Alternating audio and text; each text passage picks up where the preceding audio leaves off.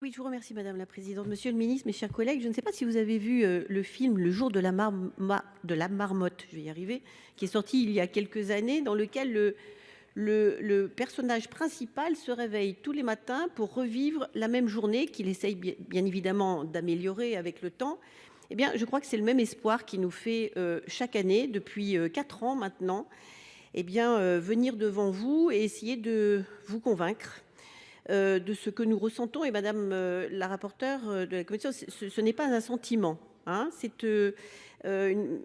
voilà, nous le ressentons très fortement. C'est une profonde inéquité fiscale entre les Français qui résident dans l'espace économique européen et en Suisse, qui sont exonérés donc de la CSG et de la CRDS, et les Français résidant dans les pays tiers qui sont assujettis. Alors vous avez aussi raison en disant que c'est un impôt, c'est vrai, mais cela veut dire que les Français de l'étranger sont sujets à une double imposition, alors, quand ils vivent à l'extérieur de l'Europe.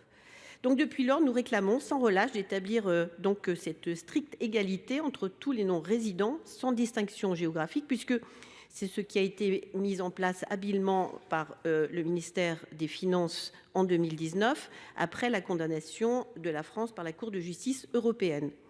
Cet amendement ne propose ni plus ni moins que de mettre fin à une discrimination injustifiée, au contraire, et contraire au principe constitutionnel d'égalité de tous les contribuables devant la loi.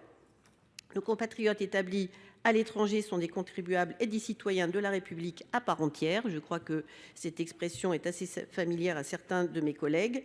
Ils s'acquittent des mêmes obligations, d'autant que nombre d'entre eux cotisent à des régimes de sécurité sociale obligatoires dans leur pays de résidence ou à la Caisse des Français de l'étranger. Ils devraient également jouir des mêmes droits.